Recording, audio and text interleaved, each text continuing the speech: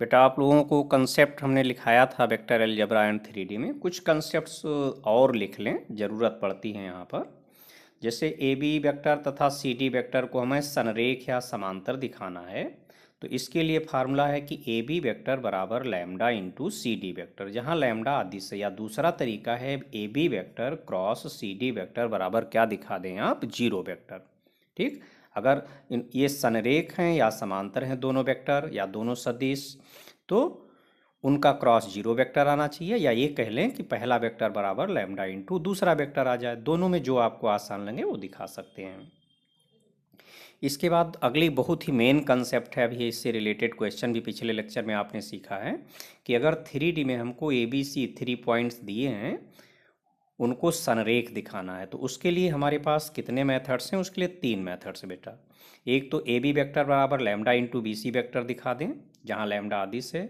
दूसरा मेथड है कि ए बी वेक्टर का मॉड्यूलस बराबर बी सी वेक्टर का modulus plus C A vector का मॉड्यूलस दिखा दें। और तीसरा मेथड है कि ए बी के डी आर एस और बी सी के डी आर एस आइडेंटिकल होंगे। और चौथा मेथड है कि A B cross B C vector बराबर zero, A B vector cross B C vector बराबर जीरो वेक्टर।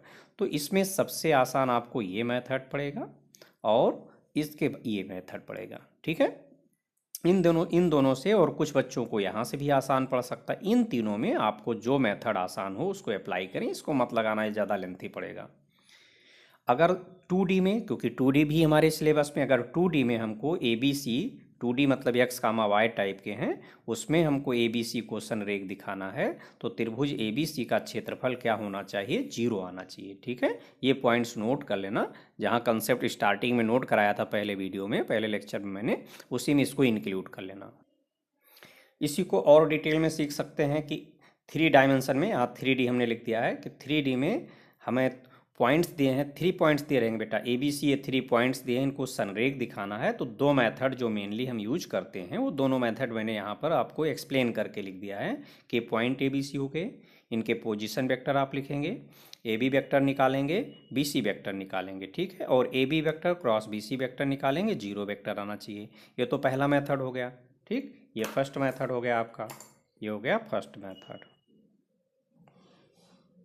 और सेकेंड मेथड में आप क्या करेंगे? डीआरएस वाला सेकेंड मेथड हो गया आपका, डीआरएस वाला मेथड हो गया कि आप डीआरएस का फार्मूला यूज करेंगे, a equal to x two minus x one, b equal to y two minus y one, और c equal to z two minus z one. इसके प्रयोग से ए बी के डीआरएस निकाल लेंगे, a one b one c one, a one बराबर के बाद कॉमा लगा बेटा, और बी वन इक्वल के बाद कामा सी वन के बाद। ठीक है, तो इसी फार्मूले से ए बी के डीआरएस निकालेंगे, और इसी फार्मूले से बी सी के डीआरएस निकालेंगे, उसको a two b two c two कहेंगे। A one upon a two निकाल लेंगे, b one upon b two निकाल लेंगे, सी वन अपान सी टू निकाल लेंगे। तीनों अगर इक्वल आ गया तो ये पॉइंट्स हमारे ए बी सी क्या हो जाएंगे? संरेख हो जाएंगे। ये दोनों मेथड है, इसको एक्सप्लेन करके मैंने यहाँ लिख दिया कि जिन बच्चों को वहाँ से नहीं क्लियर है, यहाँ से समझ में आ जाए, क्योंकि इस पर क्वेश्चंस आते हैं बेटा। और त्रिभुज एबीसी का क्षेत्रफल निकालना है, या किन्हीं दो भुजाओं के बीच का कोण पूछ लिया गया, या सभी कोण पूछ लिए गए, कभी कभी सारे कोण पूछ लेता है, और उसका नेचर पूछ लिया गया, टाइप की वो समबाहु है, समद्विबाहु है, समकोण है, इसके लिए हमको क्वेश्चन दिया जाता है। यहाँ इसके शीर्ष के निर्देशांक दे दिए जाएंगे, या शीर्षों के स्थित सदिश दे दिए जाएंगे। तो शीर्ष दिए हैं बेटा, तो यहाँ इसके लिए आपको ओ ए वेक्टर, ओ बी वेक्टर, ओ सी वेक्टर दिया है, तो ठीक है, नहीं तो लिख लोगे। बी ए वेक्टर देख रहे हैं, ये एरो बना दिया मैंने, बी से दूर की ओर, या ए से दूर की ओर, या सी से दूर की ओर एरो बना देना।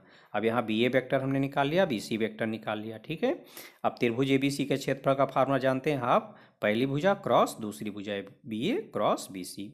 अगर मान लो ए बी और बी सी के बीच का कोण निकालना है, एरो दूर की ओर जाएगी बेटा, कोण के लिए भी एरो यही रहेगी। मान लें ये कोण निकालना है, तो आपको vector B A and vector B C, ठीक है, B A vector dot B C vector निकालना होगा। इसमें पहले वेक्टर का मॉड्यूलस निकालना होगा, दूसरे का मॉड्यूलस निकालना होगा। फिर कॉस थीटा का फार्मूला जानते हैं ना, डॉट प्रोडक्ट में दोनों का डॉट अपान दोनों का अलग अलग मॉड्यूलस का मल्टीप्लिकेशन।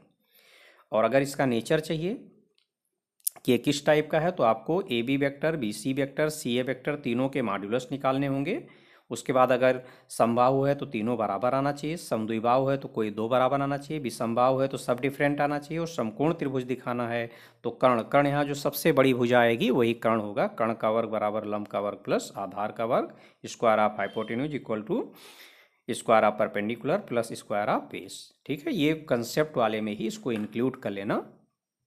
तो देखें बेटा, ये क्वेश्चन अभी पिछले लेक्चर में आपने सीखा था 3D में हमारे पास कितने पॉइंट्स दिए, 3 पॉइंट्स दिए ना, इनको संरेख दिखाना है। संरेख दिखाना तो अभी आप लोगों ने पहले मेथड से इसको देखा कि AB vector cross BC vector हमने जीरो प्रूव किया है। यहाँ पिछले लेक्चर में भी आपने सीखा है, दोनों का क्रॉस किया गया, जीरो वेक्टर आ गया। अब चलें इसको हम दूसरे मेथड से भी इसको बता दे रहे हैं कि दूसरे मेथड से कैसे चेक करेंगे। मान लें क्वेश्चन में स्पेशली दे दिया जाए कि इसको DRS मेथड से DRS का प्रयोग करके इसे संरेख दिखाएं, वैसे ऐसा कभी दिया नहीं जाता है ना दिया जाएगा, फिर भी सीखे रहे, हो सकता है आपको यहाँ से आसान पड़े। हाँ बेटा, तो इस क्वेश्चन का दूसरा method A equal to x2 minus x1, B equal to y2 minus y1, C equal to z2 minus z1 के प्रयोग से। यहाँ पर पॉइंट A लिखा है और ये पॉइंट P के मैंने कोऑर्डिनेट नोट कर लिया जिससे समझाना आसान हो जाए। को मिलाने वाली रेखा के DRS, यहाँ मैंने लिखा है ना, कंसेप्ट में भी आपको बताया था कि AB के DRS, तो AB क्या है, A और B को मिलाने वाली रेखा है। ठीक है, तो यहाँ पर हमने पूरा एक्सप्लेन करके A और B को मिलाने वाली रेखा के DRS A1 बराबर ये हो गया x1 y1 z1, ये हुआ x2 y2 z2। तो ठीक है, तो A के लिए क्या करेंगे, x2 माइनस x1, ये है x2, इसके यहाँ B वाले के x से इसका x माइनस कर दें तो 1 माइनस 2 माइनस 1 आया, और B1 A1 हो गया। B1 के लिए यहाँ y की वैल्यू से इसकी y की वैल्यू माइनस करें तो -2 से 3 को माइनस कर दें, -5 आ गया। C1 के लिए इसकी z की वैल्यू से इसकी z की वैल्यू को माइनस करें तो 3 में से -4 को माइनस करेंगे, 7 आ गया। अब इसी तरह से BC के DRS निकालेंगे कि बिंदुओं B कोऑर्डिनेट लिख लिया तथा C का कोऑर्डिनेट को मिलाने वाली रेखा के DRS A2 बराबर, तो A के लिए बेटा x से x माइनस करते हैं। ठीक है, यहाँ से ये C वाले की जो x की वैल्यू है उससे हम B वाले के x वाली वैल्यू माइनस कर दें तो 3 माइनस 1 2 आ गया। और B2 के लिए B के लिए हम क्या करते हैं, y से y वाले को माइनस करेंगे तो यहाँ C से जो y की वैल्यू है यहाँ से B वाली y की वैल्यू को माइनस करेंगे तो यहाँ क्या है, 8 में से -2 को माइनस करेंगे, 10 आ गया। और C के लिए Z की वैल्यू से यहाँ की Z वैल्यू को माइनस करेंगे तो यहाँ पर देखें Z की वैल्यू -11 है, इसमें से हम 3 को माइनस करेंगे तो -11 -3 -14 आ गया। अब A1 B1 C1 A2 B2 C2 निकल आया। इसके बाद हम लोग क्या करते हैं बेटा, A1 by A2 B1 by B2 C1 by C2 तीनों निकालेंगे। तो A1 बाई A2 हमने निकाला, वैल्यू यहाँ से रख दिया, और B1 बाई B2 निकाला, कैलकुलेट किया, देखें A1 by A2 minus half आया, B1 by B2 minus half आया, और C1 बाई C2 यहाँ से वैल्यू रख लें बेटा, C1 7 है और C2 क्या है -14, यहाँ रख दिया, माइनस हाफ, देखें A1 by A2 minus half आया, B1 by B2 minus half आया, C1 by C2 minus half, तीनों इक्वल आया ना। जब तीनों इक्वल आ जाएगा तो लिख देंगे कि तीनों इक्वल है। अगर तीनों बराबर नहीं आया, कोई दो बराबर है, तीसरा नहीं बराबर आया, या तीनों अनइक्वल आया, तो ये पॉइंट संरेख नहीं होंगे। लेकिन यहाँ तो तीनों इक्वल है तो यहाँ लिखा जाएगा because A1 by A2 equal to B1 by B2 equal to C1 by C2, इसलिए बिंदु A comma B comma C संरेख हैं। तो ये दोनों मेथड से मैंने बता दिया, आपको जो मेथड आसान लगे, पहला मेथड आसान लगे पहले से कर लें, दूसरा मेथड आसान लगता है दूसरे से कर लें। हालांकि इसके तो मैंने 4 मेथड बताए हैं कि 4 मेथड से इस क्वेश्चन को हम सॉल्व कर सकते हैं। यहाँ पर हमने ये देखें 4 मेथड यहाँ बताए हैं, जिसमें आपको सबसे आसान ये मेथड पड़ेगा और ये मेथड पेपर में आ गया तो आप इसी मेथड से करिएगा, ज़्यादा बेटर रहेगा। ठीक है, कोई कन्फ्यूजन नहीं होगा, यहाँ पर आपको स्टेप बाय स्टेप होता चला जाएगा। और ये 2D के लिए वहाँ तो एरिया ऑफ ट्रायंगल 0 होगा। 3D में भी देखें तो यहाँ जब इन दोनों का क्रॉस 0 है तो त्रिभुज का क्षेत्रफल तो यहाँ भी 0, त्रिभुज का क्षेत्रफल बराबर 0, तो दोनों में कंसेप्ट चल रही है। हाँ बेटा, 2024 का सेट नंबर 3 हम लोग एनालाइज कर रहे थे। देखें क्वेश्चन दिया है अगला, ये दो रेखाएं दी गई हैं और यहाँ पर क्वेश्चन कह रहा है कि अगर ये परपेंडिकुलर हैं, लंबवत हैं, तो के की वैल्यू ज्ञात करो। ये रेखाएं किस फार्म में दी गई बेटा, ये कार्टेशियन फार्म में दी गई। ठीक है, तो दो रेखाओं के बीच का कोण, अगर दोनों रेखाएं वेक्टर फार्म में दी गई हैं तो रेखाओं के बीच का कोण इस फार्मूले से निकालोगे, क्योंकि रेखाएं हैं बेटा, रेखाओं के बीच जो एंगल बनेगा ये, यहाँ पर हम लोग ज़्यादातर एक्यूट एंगल निकालते हैं। ठीक है, क्योंकि अगर ये मान लें कि ये एंगल 30 डिग्री है तो ये कितना हो जाएगा, ये 150 डिग्री आ जाए क्योंकि पूरा 180 होता है। तो जब भी दो रेखाओं के बीच का कोण एंगल बिटवीन टू लाइंस आएगा तो हम लोग एक्यूट एंगल बताते हैं यहाँ पर, इसीलिए यहाँ मैंने मॉड्यूलस लिया है, ठीक है।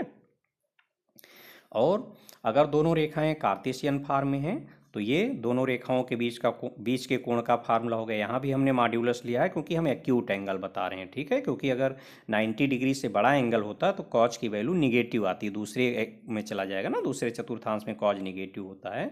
इसमें स्पेशल केस है बेटा यहाँ परपेंडिकुलर का, लंबवत का स्पेशल केस है कि अगर रेखाएं लंबवत हैं तो थीटा की वैल्यू 90 डिग्री होगी और कॉज 90 डिग्री जीरो होता है तो इसकी वैल्यू जीरो आएगी, a1 a2 plus b1 b2 plus c1 c2 बराबर जीरो, ठीक है। अभी कंसेप्ट लिखे थे आप लोग स्टार्टिंग में। और ये समांतर का तो ज़्यादातर आपको यही परपेंडिकुलर मिलेगा। वेक्टर फॉर्म में है तो वेक्टर फॉर्म में परपेंडिकुलर के लिए क्या हो जाएगा, b1 डॉट b2 बराबर जीरो। और कार्टेशियन फॉर्म में ये फार्मूला यूज करेंगे, कार्टेशियन फॉर्म में ही ज़्यादातर दिया जाता है ये परपेंडिकुलर वाला, समझे। तो जब भी इसमें a1 b1 c1 पढ़ना तो x y z इनका गुणांक +1 बना लेना। अगर +1 अभी मिलेंगे क्वेश्चन जिसमें हम +1 बनाना सिखाएंगे कैसे बनाएंगे। तो इस क्वेश्चन में देखें पहली लाइन में x का गुणांक यहाँ है, यहाँ अंश में +1, y का +1, z का +1, ये तो हमारी मानक फॉर्म में है। यहाँ भी x के पहले +1, y के पहले +1, अंश चेक कर रहा हूँ बेटा न्यूमरेटर, और z के पहले +1, ये भी मानक फॉर्म में है। तो रेखाएं हमारे पास ये स्टैंडर्ड फॉर्म दिया है बेटा कार्टेशियन फॉर्म में, ये दोनों लाइन स्टैंडर्ड फॉर्म में आ गई। अब स्टैंडर्ड फॉर्म में है तो हम लोग यहाँ से a1 b1 c1 और a2 b2 c2 कंपेयर करके निकाल लें। तो a1 यहाँ a1 हो गया क्योंकि ये +1 बना हुआ, ये b1 हो गया और ये c1 हो गया, ये a2 हो गया, ये b2 हो गया और ये c2 हो गया। तो प्रश्न से रेखाओं के समीकरण पहले तो नोट कर लिए, इसके बाद a1 यहाँ हो गया, ये b1 हो गया और ये c1, ठीक।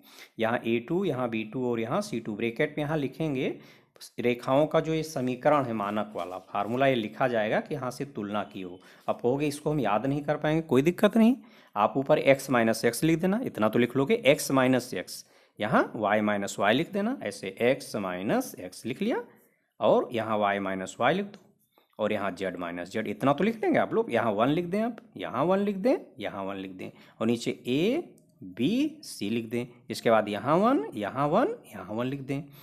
अब तो लिख लेंगे ना। इसी तरह से दूसरी लाइन जब लिखेंगे तो दूसरी लाइन में ऐसे चलना, x माइनस एक्स लिखें, y माइनस वाई लिखें, z माइनस जेड लिखें, फिर यहाँ 2 2 2 लिखते जाएँ और नीचे a b c लिख के नीचे यहाँ 2 लिख दें। अब तो आपको रट जाएगा, अब तो कोई रटने की ज़रूरत नहीं पड़ेगी, ठीक है। तो a1 b1 c1 और a2 b2 c2 सभी बच्चों ने लिख लिया। अब क्वेश्चन में लिखा हुआ है कि रेखाएं कैसी बेटा, लंबवत हैं। यहीं से एक लैंग्वेज कॉपी करोगे, क्या है, यदि रेखाएं लंबवत हों, वही उतार लिया गया, यदि रेखाएं लंबवत हैं तो फार्मूला लिख लिया। ये formula a1 a2 plus b1 b2 plus c1 c2 बराबर 0, फार्मूला लिखा। अब यहाँ से a1 b1 c1 a2 b2 c2 ये वैल्यू लिखे हो ना, यहाँ रख दो सबकी वैल्यू, वो तो रख लेंगे आप लोग, a1 b1 c1 a2 b2 c2 यहाँ रखते चले गए। कैलकुलेट किया तो देखें ये -9 के, ये +2 के डबल प्लेस पर आ गया, ठीक है। ये आप यहाँ प्लस मतलब 2 रुपये आप लेके गए हैं और 9 रुपये का सामान खरीदें, इसका मतलब 7 रुपये उधार हुआ है। अब यहाँ से k की वैल्यू निकाल लें तो -10/7, माइनस कभी भी अगर आप फ्रैक्शन लिख रहे हैं, भिन्न लिख रहे हैं, अंश बटे हर, तो माइनस हर में नहीं होता बेटा, मानक फार्म होता है। जैसे यहाँ माइनस हर में आ गया तो ये हम हर में नहीं लिखते हैं, कहाँ लिखा जाएगा, अंश में ऊपर लिखा जाएगा। तो ये मानक फार्म नहीं, मानक फार्म ये होता है भिन्न में कि अगर एक जगह इन दोनों में किसी एक प्लेस पर माइनस है तो माइनस नीचे नहीं होना चाहिए, ऊपर ले आते, भले नीचे है उसको ऊपर ले आओगे तो ये आंसर हो गया। ये अगला क्वेश्चन बेटा, वेक्टर ए दिया है, वेक्टर बी दिया है और वेक्टर सी दिया है। हमें दिखाना है, दर्शाना है, प्रूव करना है कि ए क्रॉस ब्रैकेट के अंदर vector B plus vector c equal to a cross b plus a cross c. इसको मैं 2 तरीके से बताऊंगा आप लोगों को, जो आसान लगे उससे सीख लेना, ठीक है। दोनों मेथड सरल हैं, vector A vector B vector C है तो हमने प्रश्न से कॉपी कर लिया, ऐसे लिखा जाएगा पेपर में। अब हम LHS सॉल्व कर रहे हैं तो LHS के लिए यहाँ हमें ब्रैकेट के अंदर तो पहले क्या लिखना पड़ेगा, vector B plus vector c. तो vector B plus vector c मैंने यहाँ डायरेक्ट जोड़ दिया है बेटा, ठीक है। वेक्टर को जोड़ना जानते हो ना, आई का आई में, बी और सी देखें, ये बी है और ये सी है, तो इन दोनों में आई वाला आई में जोड़ दें तो आई कॉमन कर लें, b1 प्लस c1 बचा, जे वाला जे में जोड़ दें, जे कॉमन कर लें, b2 प्लस c2 बचा, और यहाँ पर के को कॉमन कर लें, b3 प्लस c3 बचा। डायरेक्ट लिख सकते हैं, ना डायरेक्ट लिख पाएँ तो वेक्टर बी लिखें ऐसे, वेक्टर बी बराबर वेक्टर सी बराबर यहाँ वेक्टर बी वाला पोर्शन नोट कर लें प्लस वेक्टर सी वाला, कोई फायदा नहीं, डिजिट तो है नहीं, वैसे अलजेब्रा में चल रहा है, डायरेक्ट कर लेंगे। अब देखें इन दोनों के बीच क्रॉस लगा है, वेक्टर ए का इस वेक्टर से क्रॉस करना है, तो vector A cross vector B plus vector c equal to सारणिक का चिन्ह बनाएंगे आई जे के। अब पहला वेक्टर आपका यहाँ ए लिखा है, तो ए में आई के साथ A1 है, जे के साथ A2 है, के साथ A3 है। दूसरा वेक्टर आपका vector B plus vector C है, तो vector B plus vector C में चलेंगे, देखें आई के साथ B1 प्लस C1 है, जे के साथ B2 प्लस C2 है और के साथ B3 प्लस C3 है। अब इसका प्रसार कर लें, लेकिन इसमें प्रॉपर्टी यूज कर लें। पहला मेथड हम बताएंगे प्रॉपर्टी, डिटर्मिनेंट की प्रॉपर्टी, सारणिकों के प्रगुण के प्रयोग से। ठीक, सारणिकों के प्रगुण में एक प्रगुण है बेटा जिसमें किसी एक रो या किसी एक कॉलम के दो हिस्से होंगे। ठीक है, जैसे देखो यहाँ रो नंबर 1 तो ठीक है, रो नंबर 2 है, रो नंबर 3 में कितने हिस्से हैं, दो हिस्से हैं, प्लस लगा हुआ है, प्लस या माइनस लगा होगा, तो इसमें इसको हम दो सारणिकों के योगफल के रूप में लिखेंगे, समेशन ऑफ टू डिटर्मिनेंट्स। अब उसमें केवल उसी रो या कॉलम को ब्रेक करेंगे जो समेशन के फॉर्म में लिखी हुई है या डिफरेंस के फॉर्म में लिखी हुई है। तो देखें रो नंबर 3 में टू एलिमेंट्स का समेशन है, तो इसमें दो डिटर्मिनेंट हो जाएंगे। पहला डिटर्मिनेंट जो होगा, दोनों डिटर्मिनेंट में केवल वही रो या कॉलम चेंज होगा जो समेशन के फॉर्म में लिखा, अदर रो कॉलम में कोई चेंजेज नहीं होगा, दोनों डिटर्मिनेंट में सेम रहेंगे। तो देखें यहाँ पहली रो तो समेशन फॉर्म में नहीं है, दूसरी रो भी समेशन फॉर्म में नहीं, तीसरी रो समेशन फॉर्म में है, तो इसका पहला हिस्सा पहले डिटर्मिनेंट में ले लेंगे और दूसरा वाला जो टर्म है वो दूसरे डिटर्मिनेंट में ले लेंगे। तो पहले डिटर्मिनेंट को लिखेंगे, पहली रो तो यही आ जाएगी आई जे के, दूसरी रो A1 A2 A3 वही रहेगा, तीसरी रो में इसका पहला टर्म लिख लेंगे B1, यहाँ का B2, यहाँ का B3, फिर प्लस लगा दे, यहाँ प्लस है ना बीच में, माइनस होता तो हम यहाँ माइनस लगा देते, या प्लस लगाएंगे तो माइनस अंदर लिखेंगे।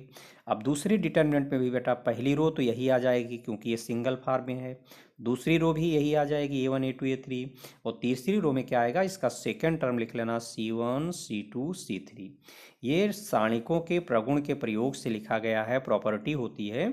ये वाली रो समेशन फॉर्म में है तो इसका पहला टर्म पहले डिटर्मिनेंट में लिख दें और दूसरा वाला टर्म दूसरे डिटर्मिनेंट में लिख दें, तो रो नंबर 3 तो ब्रेक हो गई और रो नंबर फर्स्ट मतलब दोनों की पहली रो यही रहेगी, दूसरी रो यही रहेगी। ओके, ये ऐसे ही कॉलम में होता है। अब यहाँ देखो बेटा आई जे के लिखा है, यहाँ A1 A2 A3 किसके साथ है, ये है आई जे के साथ वेक्टर ए में। यहाँ B1 B2 B3 देखें, ये आई जे के साथ वेक्टर बी में लिखा है, तो ये किसका, ये यहाँ पर देखो तो ये किसकी वैल्यू है, A cross B, vector A cross vector B की वैल्यू है, यहाँ प्लस लगा है। यहाँ आई जे के लिखा है, यहाँ A1 A2 A3 देखें, ये किसके साथ है, वेक्टर ए के साथ है। ओके, A1 A2 A3 आई जे के साथ लिखे हैं वेक्टर ए में, और C1 C2 C3 देखें, C1 C2 C3 आई जे के साथ वेक्टर सी में लिखे हैं, तो यहाँ पर ये पहला वाला वेक्टर ए का है, दूसरा वाला वेक्टर सी का है, तो वेक्टर ए क्रॉस वेक्टर सी, यही आपको लाना था, प्रूव हो गया। इसमें आपका प्रोसेस छोटा रहा है। दूसरा जो मेथड है बेटा उसमें हम क्या करेंगे, बी प्लस सी और का ए से क्रॉस पूरा एक्सपेंड करेंगे इसको, जैसे अभी हम लोग डिटर्मिनेंट को ओपन करना सीखे हुए हैं।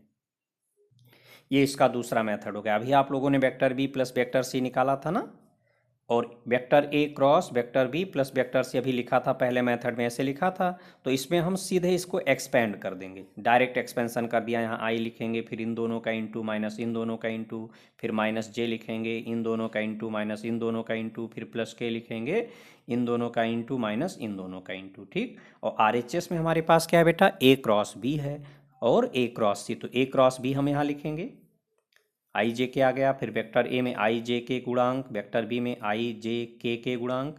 अब इसको भी इसी तरह से एक्सपेंड कर दिया, आई और ब्रैकेट के अंदर इन दोनों का मल्टीप्लिकेशन माइनस इन दोनों का, माइनस जे में इनका इंटू माइनस इनका इंटू, फिर प्लस के में इन दोनों का इंटू माइनस इन दोनों का इंटू। इसी तरह से ए क्रॉस सी लिखे, आई जे के, वेक्टर ए में आई जे के गुणांक, वेक्टर सी में आई जे के गुणांक, इसका भी एक्सपेंशन कर लें पहली रो के लिए, तो आई और इन दोनों का इंटू माइनस इन दोनों का इंटू, माइनस जे इन दोनों का इंटू माइनस इन दोनों का इंटू, फिर प्लस के इन दोनों का इंटू माइनस इन दोनों का इंटू। ठीक, अब हमें RHS में इन दोनों का समेशन निकालना, इन दोनों का समेशन इसके बराबर दिखाना, तो RHS हमने उठा लिया, ए cross b plus a cross सी।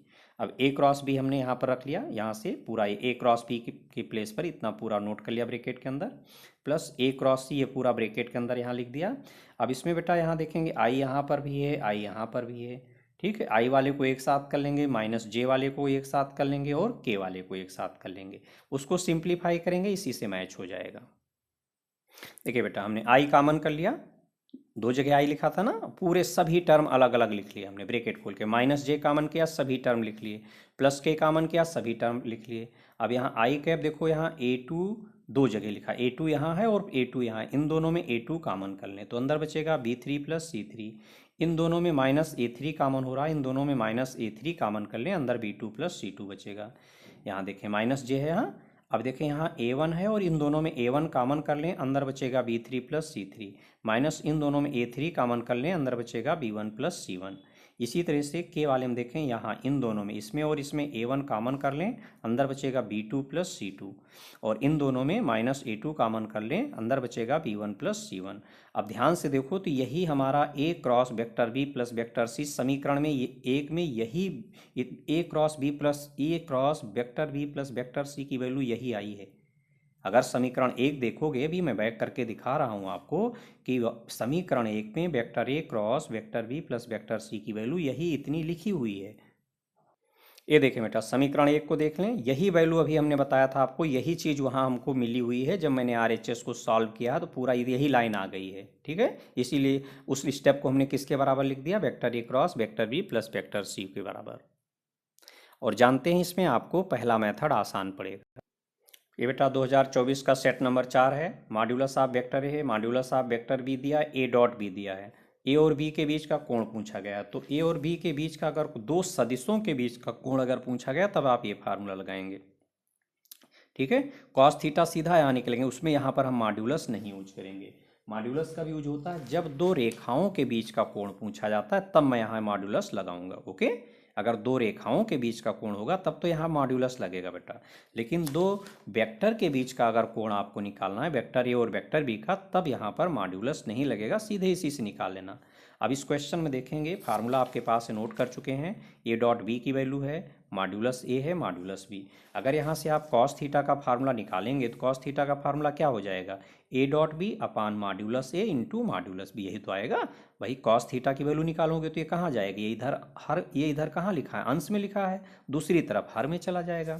तो कॉस थीटा का ये फार्मूला हो गया। अब यहाँ ए सबकी वैल्यू रख दें, A dot B modulus A modulus B सबकी वैल्यू रख दें। अब देखें यहाँ बेटा √6 लिखा है, इसको आप क्या लिख सकते हो, 3 इंटू 2 लिख सकते हो। तो √3 अलग हो गया, √2 अलग हो गया, √3 से √3 कैंसिल आउट हो गया, ऊपर नीचे √2 को आप मल्टीप्लाई कर दो, ठीक है, जिससे कि वैल्यू निकाल सकें, क्योंकि √2 तो नीचे आता है साइन थीटा कॉस थीटा में ना, √2 से ऊपर नीचे मल्टीप्लाई कर दिया। अब ये 2 हो गया, 2 से 2 कैंसिल हो गया, 1/√2 आ गया, और 1/√2 कॉज कितने की वैल्यू होती है, कॉज 45 डिग्री की। तो थीटा की वैल्यू π/4 या 45 डिग्री आ गई। एक नंबर क्वेश्चन है।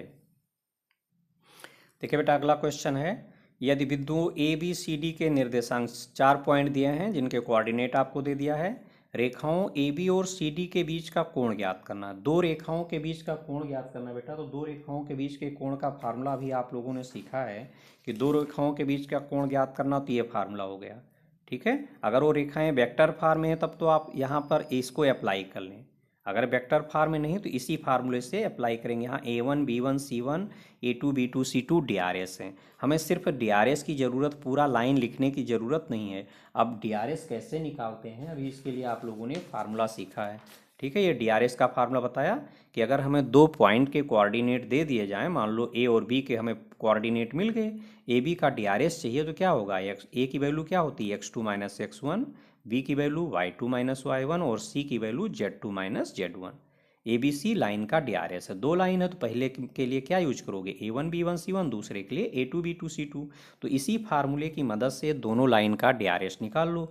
A1 B1 C1 A2 B2 C2 निकल आएगा जब, तो अब हमको उनके बीच का एंगल निकालना तो यहाँ रख देना। और यहाँ तो मैंने संरेख वाला लिखा था, भाई अगर संरेख दिखाना तो ये आना चाहिए, लेकिन अगर हमें दोनों के बीच का कोण निकालना है, दो रेखाओं के बीच का, तो DRS यहाँ से हमने केवल ये सीखा कि DRS कैसे निकाला जाएगा। DRS का यहाँ से फार्मूला उठाए हैं, DRS का फार्मूला मैंने आपको पहले भी लिखाया है। देखिए बेटा ये आपको लिखाया गया था, स्टार्टिंग में पहले लेक्चर मैंने कंसेप्ट लिखाई थी, वहाँ लिखा है ये DRS ऑफ ए बी कोई लाइन है, 2 पॉइंट ना, इन दोनों को मिलाने वाली लाइन के DRS कैसे लिखे जाते हैं। ये ए का फार्मूला बेटा a बराबर x2 माइनस x1, और ये b का फार्मूला है b बराबर y2 माइनस y1। मतलब ये किसके इक्वल है, a के इक्वल, ये दूसरा वाला b की वैल्यू है और ये तीसरा वाला c की वैल्यू है। इसको आप एक्सप्लेन कर सकते हैं a1 b1 c1 या a b c।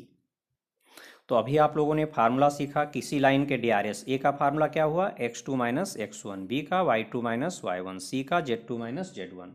ये फार्मूला आप लोगों ने देखा, पहले लेक्चर में भी बताया था, अभी आज भी उसको हमने ढंग से लिखा दिया था। ओके, यहाँ से DRS निकालना सीख गए, ए की वैल्यू है, ये बी की वैल्यू है और ये सी की वैल्यू है। तो यहाँ पर इसके प्रयोग से ए बी के DRS, ये यहाँ पॉइंट ए है बेटा और ये पॉइंट बी है, पहला ए है, दूसरा बी है, तीसरा सी है, चौथा डी है। तो ए बी के DRS जब निकालोगे तो ए बी के DRS क्या होगा, यहाँ बी है ना, ये ए का पॉइंट क्या है, ए हमारा हो गया 1 2 3 और बी हमारा हो गया 4 5 7। तो हमारा ए बी का DRS चाहते हो तो x से x, बी वाले बी के x से ए का x माइनस कर दें, 4 माइनस 1। ठीक, A1 निकल आया B1 में, B के y से A का y माइनस करें तो 5 माइनस 2 3 आ जाएगा। और C1 में ये B के Z से A का Z माइनस कर दें तो 7 माइनस 3। तो A1 की वैल्यू कितनी आ गई, 3, और B1 की वैल्यू 3, C1 की वैल्यू 4। अब इसी तरह से हमारा CD, तो C के कोऑर्डिनेट आपके हैं, C है आपका -4 3 -6 और D आपका है 2 9 2। अब CD के DRS निकालोगे बेटा, उसको A2 B2 C2 कहोगे तो A2 बराबर क्या होगा, यहाँ D के x से C का x माइनस करो तो 2 में से -4 माइनस कर लें, इतना आ गया। B2 निकालेंगे तो y से इसके y से इसका y माइनस करें, 9 माइनस 3, और C2 के लिए इसके D के Z से C के Z को माइनस करें, इतना आ गया। तो A1 B1 C1 A2 B2 C2 की वैल्यू आपके पास आ गई। अब दो रेखाओं के बीच के कोण का फार्मूला सभी बच्चों को मालूम है कि दो रेखाओं के बीच के कोण का फार्मूला क्या है, ये फार्मूला है, इसको लिखेंगे और इसी में वैल्यू रख देंगे। तो यहाँ पर इसमें किसकी किसकी ज़रूरत बेटा, पहले आपको क्या चाहिए, A1 A2 plus B1 B2 plus C1 C2, इसको निकाल लें अलग से। इतना हिस्सा निकाल लें, इतना हिस्सा और इतना हिस्सा। अगर ये 0 आ गया तब तो डायरेक्ट कोण 90 अंश लिख देना, 0 नहीं आया तो हमें फिर इसको और इसको पूरा निकालना पड़ेगा। तो देखें A1 A2 plus B1 B2 plus C1 C2, यहाँ सबकी वैल्यू रख करके कैलकुलेट किया। Under root A1 square plus B1 square plus C1 square, इसको कैलकुलेट किया। इसी तरह से under root A2 square plus B2 square plus C2 square, इसको कैलकुलेट किया। अब हम फार्मूला लिख करके उसमें वैल्यू रख देंगे। अब आसान हो जाएगा आपका, नहीं तो बहुत लेंथी पड़ेगा, अगर डायरेक्ट यहाँ वैल्यू रखेंगे तो बहुत टफ पड़ेगा। इनको तीनों को अलग अलग निकाल लें, फिर उसके बाद सीधे फार्मूले में रख दें। देखें यहाँ रेखाओं के बीच का कोण थीटा बराबर, फार्मूला लिखा गया, फार्मूला सभी बच्चों को रट गया होगा, कॉज इनवर्स, यहाँ मॉड्यूलस रहेगा बेटा A1 A2 plus B1 B2 plus C1 C2 upon में under root A1 square plus B1 square plus C1 square into under root A2 square plus B2 square plus C2 square. आप इसकी value निकाल चुके हैं, इसकी value निकाल चुके हैं, इसकी वैल्यू, तीनों की वैल्यू निकाल चुके हैं, यहाँ रखेंगे। अब ध्यान से देखें, यहाँ पर ये अंडर रूट 34 लिखा है, यहाँ भी अंडर रूट 34 लिखा है, तो ये तो जानते हैं कितना आएगा।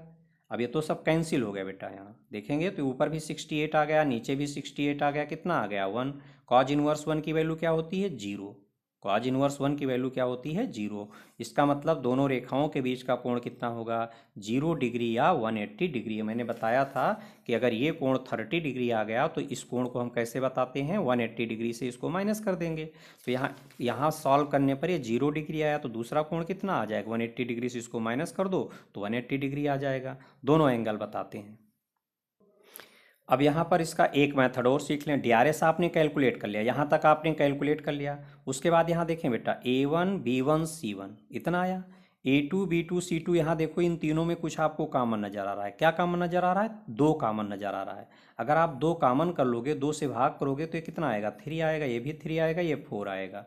वही चीज़ यहाँ लिखी है। तो आप इसको इस तरह से कर सकते हो कि A1 अपान A2 निकाल लो, तो A1 अपान A2 कितना आ जाएगा, 3/6 1/2। B1 अपान B2 निकाल लो, 3/6 equal to 1/2। C1 upon C2 निकाल लो, 4/8 इक्वल टू 1/2। दूसरा तरीका, यहाँ तक आपने कैलकुलेट किया, इतना तक आपने कैलकुलेट किया। उसके बाद ये जरूर चेक कर लेना कि इन तीनों में कोई ऐसी संख्या है जो कॉमन है, तो 2 कॉमन है। अगर हम 2 से भाग करेंगे तो देख लो क्या इसमें इससे मैच हो गया। तो हमने जब देखा इसको 2 से भाग किया तो मैच हो गया, 3 3 4 यहाँ था, 3 3 4 यहाँ आ गया। जब मैच हो गया तो ये वाला केस है समांतर वाला केस। ठीक है, फिर आप A1/A2, B1/B2, C1/C2 फिगर में दिखा दें। A1/A2 चेक किया, B1/B2 चेक किया, या रफ में पहले चेक कर लो। मान लो नहीं कॉमन लेना आया, मान लो आप नहीं समझ पाए, A1 B1 C1 A2 B2 C2 निकाल लिया, तो ये जरूर चेक कर लें कहीं वो समांतर तो नहीं, ओरल चेक कर लेना। जैसे A1/A2 आपने चेक किया हाफ आया, B1/B2 चेक किया हाफ आया, C1/C2 चेक किया हाफ आया, तीनों बराबर आ गया। तीनों बराबर आ गया तो इतनी कैलकुलेशन से आप छुटकारा पा गए। अब इससे छुटकारा मिल गया आपको, ये सब कुछ नहीं करना है। ठीक है, ये तो आप तब करेंगे जब आप ये नहीं चेक कर पाए, तब आप पूरा दिखाइए। अदरवाइज A1/A2 B1/B2 C1/C2 आपने रफली चेक किया, पता चला तीनों बराबर आ गया। जब ये तीनों बराबर आ गया तो आप यहाँ लिखेंगे कि because A1/A2 equal to B1/B2 equal to C1/C2, इसलिए रेखाएं समांतर हैं, इसलिए रेखाएं समांतर का चिन्ह है। तो इन जब समांतर हैं रेखाएं तो इनके बीच का कोण या तो 0 डिग्री होगा या 180 डिग्री होगा। इसलिए AB तथा CD के बीच का कोण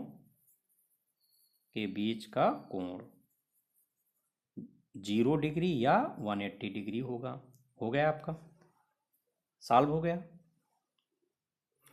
तो इसमें इस बात का ध्यान रखेंगे। DRS तक तो आपको आराम से अच्छे से आ गया। इसके बाद आपको ये चीज़ पहले रफ में चेक कर लेना कि कहीं इसमें A1/A2 B1/B2 C1/C2 तीनों बराबर तो नहीं आ रहे। अगर ये तीनों बराबर आ गए तो आपको ये कैलकुलेशन यहाँ से ये दिखाने की ज़रूरत नहीं है, आप इसको नहीं दिखाएंगे। मतलब ये क्वेश्चन इस तरह से आप सॉल्व कर लेना, दोनों मेथड से सॉल्व कर लेना।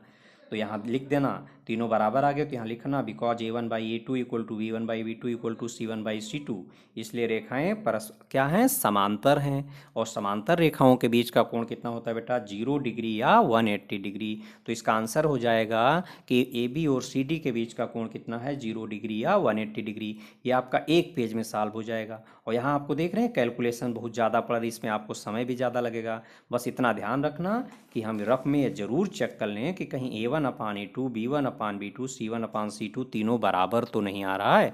अगर कोई 2 बराबर आते, तीसरा बराबर ना आता, तब आपको ये पूरा स्टेप दिखाना पड़ेगा। पूरा आपको इसी प्रोसेस से हल करना पड़ेगा। जैसे ये हल किया था, पूरा इसको निकालेंगे, इसको निकालेंगे, इसको निकालेंगे, और फिर इस फार्मूले में वैल्यू रख करके पूरा कैलकुलेट करके कोण बताएंगे। शायद समझ में आ गया होगा, काफ़ी अच्छे से तैयार कर लेना।